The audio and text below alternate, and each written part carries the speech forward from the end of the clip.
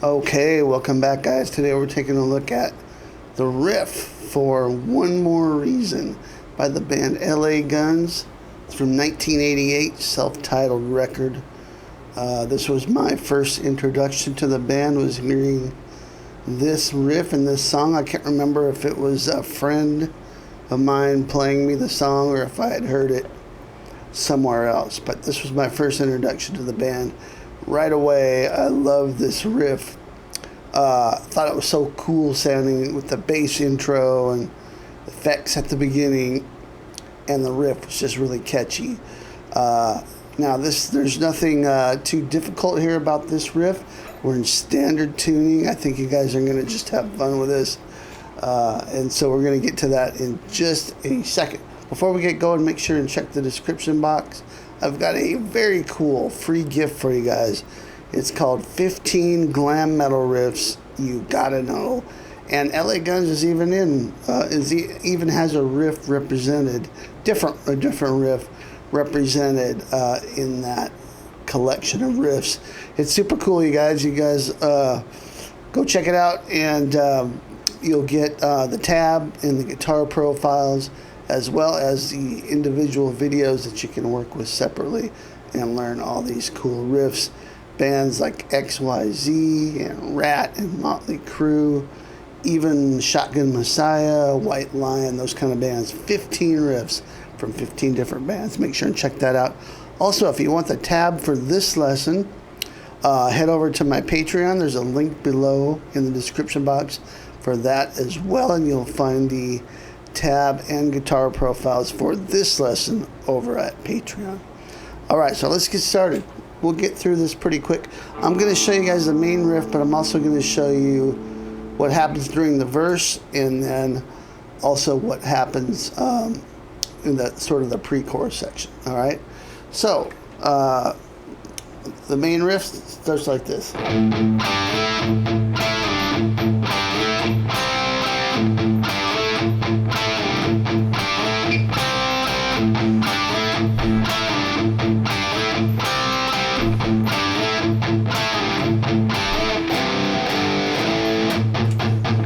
Okay, then we're into the verse. So what we're doing here is open A string, and the chords are G to A, and then A back to G, and we're sliding those. And these are power chords that are located on the the D and G strings, the fourth and third strings. So here's your G at the 5th fret D, 7th fret G. Slide that up a whole step, so that you're at 7 and 9 on the D and G. And then what you're going to do is slide it back. But you're playing the A, you're muting the A string in between there. So you're going to have 2 mutes to start with. 2 more mutes. Slide back, 2 more mutes. 1 mute. And then we're going to play the C chord here. We're omitting the root in the lowest position. We still have the root here on the G string, the C note, but it's underneath the G note at the 5th fret. So we're playing 5th fret D and G. So that whole riff slow would be like this.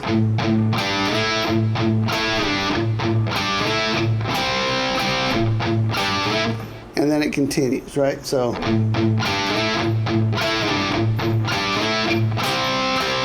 start over.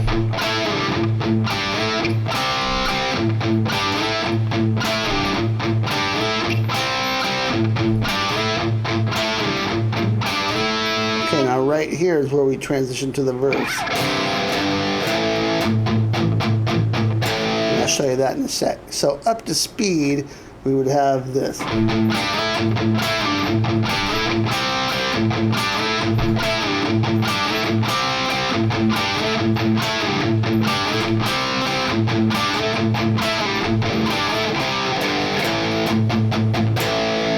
Okay, so hopefully that makes sense. We're in the key of A. We're just using the open A to pedal, a very common type of thing you would hear in 80s metal. Bark at the Moon, Looks at Kill, Motley Crue, probably 10 different Rat songs that have that sort of thing. A lot of bands use that pedal with the A string, and these chords, these power chords that are on the D and G strings, those are very common. So, and very cool sounding. That's why they were used so much. So when we transition out of the main riff into the verse, we're going to play a C, but we're going to play it here.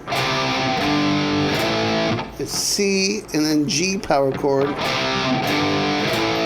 and then A, and then we're just down picking on the A and muting it.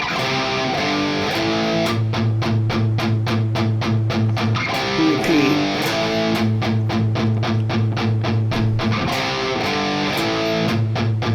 So do that 4 times.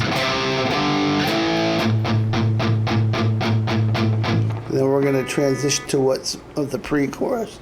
Now, I was watching a video of Tracii Guns, the guitar player that wrote this riff, that plays Gibson guitars, that he was in a Gibson video. You can look that up on YouTube, where he demonstrates these riffs. And he said that what he does is, instead of just playing the C like this, he'll play it a C5 chord, so 3rd fret A string, 5th fret D, but he'll also add in the 3rd fret on the low E, so you get a little fatter sound. And then in the way I'm fingering it here, you would just do index and pinky, and then just raise up your pinky to the A string for the G chord.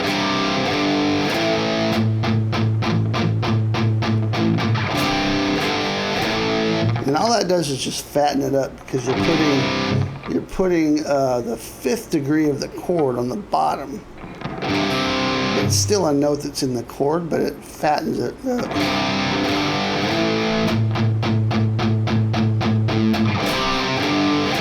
So that's up to you if you want to do that, but I do think it sounds really cool. Now the pre-chorus, instead of going C, G, A, we're just going to go C, G, F.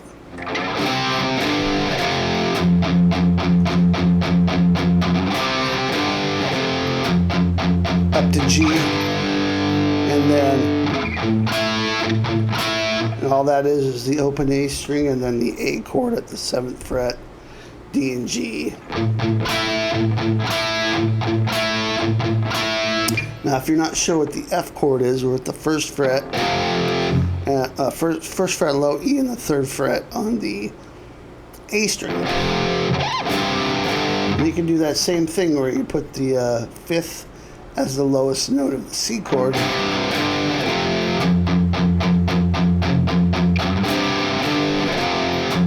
Up to G.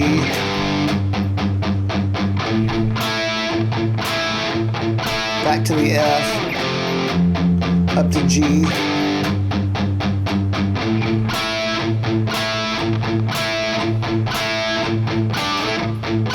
And then you're back to the main riff. And the second verse continues the same way. You play all through that. And right before the solo, I'll give you this too. Right before the solo, we could call this the pre-solo. There's this little muting thing here.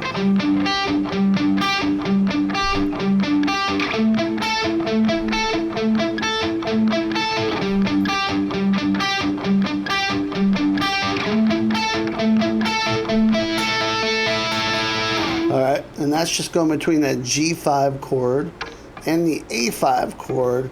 What I'm doing though is I'm playing 5th fret, 7th fret, and 8th fret, and I'm muting the notes. I'm going.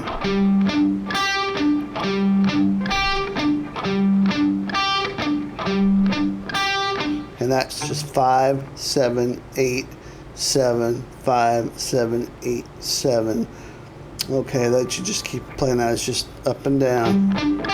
I'm alternate picking it, then move it up 7, 9, and 10. Back. And back to the A. And this comes right before the solo. Okay, so that is the entire main riff and verse and pre-chorus, plus even the pre-solo section there for you guys. Once again, if you want to grab the tab over at Patreon, please do so. And don't forget about 15 glam metal riffs you gotta know down in the link. Go get you some. I'll see you next time. Rock on.